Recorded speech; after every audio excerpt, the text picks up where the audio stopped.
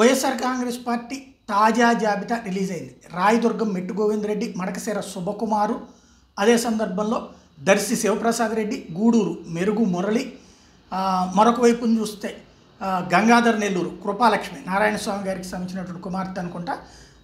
మరొక వైపున 29 మందితో టోటల్గా వైసీపీ ఈ మూడో జాబితా అనేటువంటిది రెడీ చేసింది.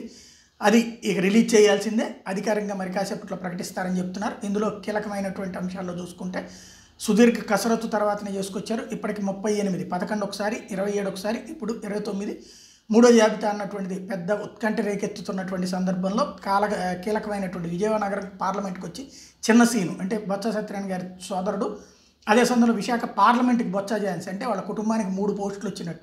బొత్స సత్యనారాయణ గారు, బొత్స ఝాన్సీ వీళ్ళు. అలాగే అనకాపల్లి పార్లమెంట్కి కిలారి పద్మ పేరుని ఫైనల్ చేశారు. మరొక వైపుని చూసుకుంటే ఆలూరు అసెంబ్లీకి విరూపాక్షి, చిత్తూరుకి విజయేందర్ రెడ్డి అంటే ప్రస్తుతం ఉన్నటువంటి వాళ్ళని మారుస్తున్నారు. రాయదుర్గం మెట్టు గోవిందరెడ్డి, మడకశిర శుభకుమారు ఇట్లాగా పేర్లు రకరకాలు మారుతూ ఉన్నటువంటి పరిస్థితి అయితే ఉంది.